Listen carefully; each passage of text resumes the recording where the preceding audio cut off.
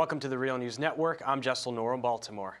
In a major expose, The Guardian of London is reporting that the Chicago police detain Americans at abuse-laden black sites.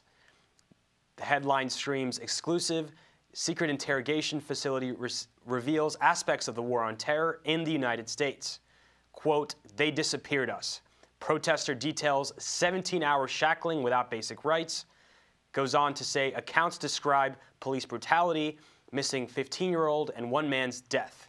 Well, now joining us from Chicago to discuss this is Kari Lyderson. Kari is a longtime Chicago journalist, the author of Mayor 1%, Rahm Emanuel, and the Rise of Chicago's 99%. Thanks so much for joining us again, Kari. Thank you. So this is an absolutely disturbing story about what's been happening in Chicago, and it was, on an interesting note, it was broken by the Guardian of London.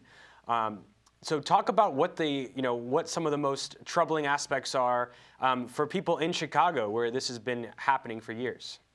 Well, I think the maybe most interesting thing about this story is that you can see how shocking and disturbing it is by the kind of national and international attention it's gotten. Like you said, the short version is people are being held at this site and allegedly beaten and really mistreated, off the books without their family or lawyers being able to find them. So that's pretty disturbing. And it's, been used both for sort of terrorism related, this really, what turned out to be a pretty trumped up sort of Keystone Cops-ish terrorism prosecution in the lead up to the NATO summit. One of the young men who was being charged with terrorism-related crime was held at this place. And then it's also been a lot of people apparently who were, more on the gangs and gun violence type charges that have been interrogated there.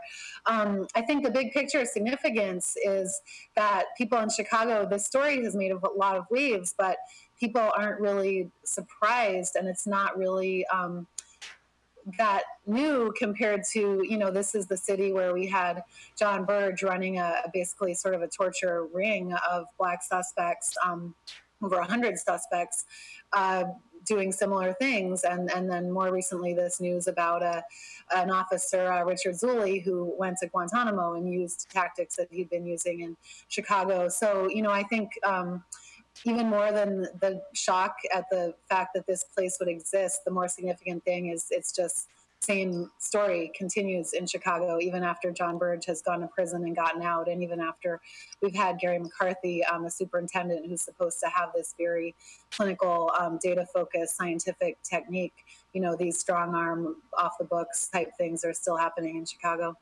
And there's been a series of exposés in the last few months about how police are committing acts of brutality with, complete impunity. The city will pay off, these civil lawsuits, and the police officers will stay on the job. And so you're saying this is just kind of more of the same, and people aren't that surprised in Chicago.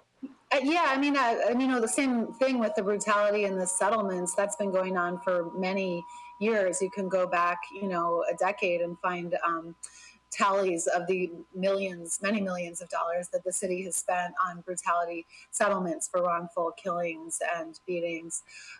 So, I think the big story is that it continues, and especially, in the post-Ferguson, the kind of movements that are sweeping the country against police misconduct. There's definitely brewing grassroots movements in Chicago, but it will be interesting to see what people in the city are able to make of this latest news and put it in the context with all our past misconduct and just with the increasing anger and distrust in the communities most affected. And, I think this story is getting a lot of attention because of the terrorism angle, because of the parallels to CIA black sites and the fact that at least one person on terrorism-related charges was held there.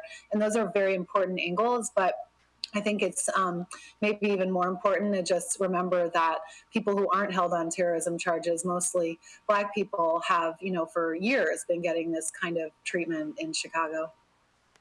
Well, I want to thank you so much for joining us. Thank you. Thank you for joining us at the Real News Network.